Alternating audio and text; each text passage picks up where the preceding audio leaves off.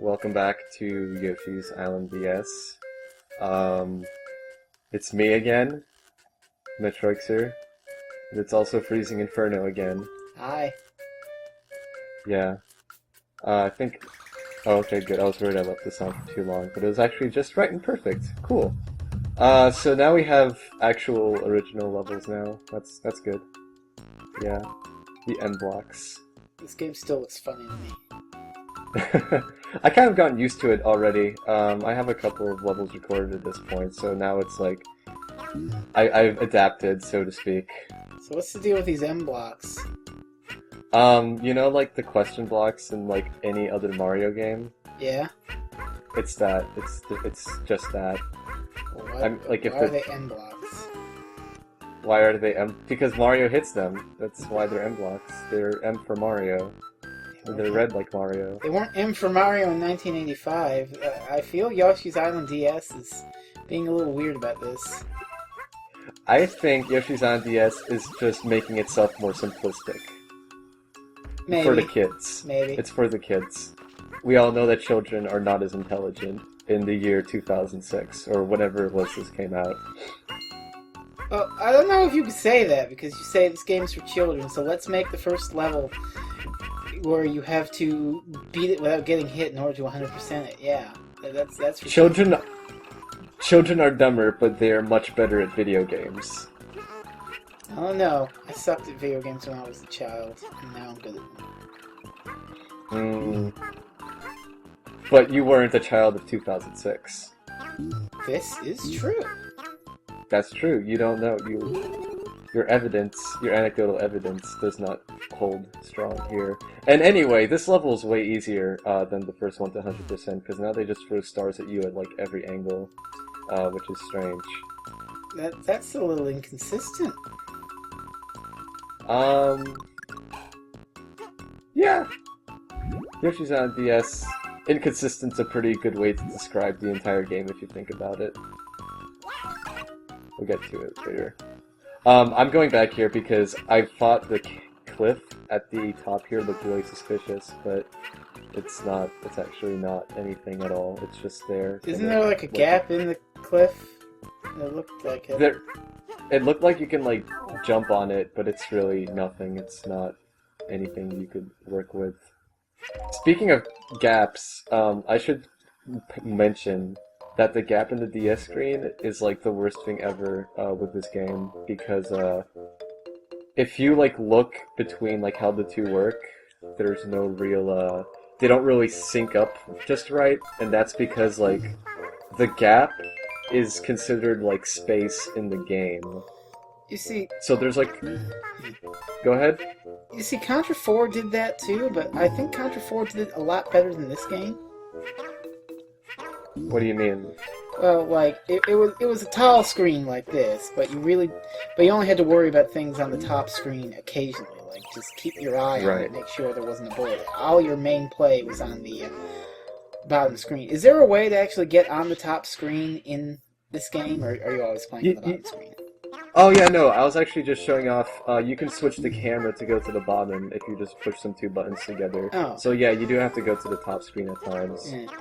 Well, see, the way Contra 4 does it, just to talk about comparisons with other DS games, is that you have a grappling hook, and sometimes you can grapple onto points and shoot yourself up to the top screen, which it really makes for a fun game, but that's really more of a hardcore action game than a platformer for children. Oh, I mean, like, the biggest problem with this one is that sometimes there are going to be, like, coins and stuff, and they can, like, be hidden by the gaps, so you might miss something just because of what's that's a thing. I mean, again, Contra 4, if bullets come from the top to the bottom, they sort of compensate for the gap. Like, yeah, it does that. By God, Yoshi's Island DS, not Contra 4. I mean, I think it's fine. I don't know. I mean, if it's kind of the same... It's also kind of the same idea of being like a... I don't know if I want to say reboot, but like an old Super Nintendo game getting a sequel. Well, yeah. It really is styled, but because they did put Contra 4 at the end, so sequel to Contra 3, Super Nintendo. Yeah. Yeah. So I see where you're coming from there. Oh, what is this now? So this game has mini games. Oh boy. Instead of like throw the balloon or like pop the balloon that it had in like the old one, instead it's like fly really far, How or high float in the really sky far. can you fly? Yeah, that. I can't go very far, and all I do is scare birds, honestly. I don't know. You went like 90 feet. That's pretty good. Yeah, but I only got one life, and you can get up to 3 lives, so like that's kind of like getting last place, basically. Oh, Very bad. Very shitty. Anyway, that's all. That's it with the caves. Which, by the way, not happy with the caves in this game. why is that? Simply because they don't look as cool as the caves in the old game, which were like really crystally and cool looking. They're And more had like really good watery music. and gloomy in this one, it seems. Yeah, I don't know. I'm just not a big fan of them. Oh well. And speaking of music in general, I don't know if we talked about it in the last game. I have very mixed opinions about the music here. Sometimes it's good. It's okay, I guess. Like, sometimes it's alright, and sometimes it can be really disappointing, like the caves, and one other type of area that we haven't been in yet. But there is one track that I really, really like, but I don't think we get to hear it until the next video, so I'll keep mum on that. Yoshi's Island, the original, had really good music. I mean, athletic, and Yes. there was the castle music, and there were a bunch of really good tracks in Yoshi's Island. I don't think there's any bad track in Yoshi's Island. Yeah. This fucking thing. What are these? These pieces of these assholes. All they do is pop up and wiggle around like a bunch of smug That pieces of seems shit. kind of pointless. I mean, it's They're- only a mild inconvenience. That's exactly what they are. They are worthless and a mild inconvenience. I hate them. I don't even know It's what a they're little called. strong. I hate them. These things are such a minor annoyance. I hate them! Yeah, pretty much. No, they're okay. They're And alright. then I- a Ferris wheel. Yeah, a very slow-moving one with a bunch of coins. I actually get 100% in this level. How about that, huh? Oh, good. Yeah. No, Yeah. like you said, they're throwing stars at you. Gee, it would have been nice if they did that Yeah. in like the first level, but Yeah. and Maybe they thought the first level was too easy? maybe. Maybe. I don't know. We got a bonus stage.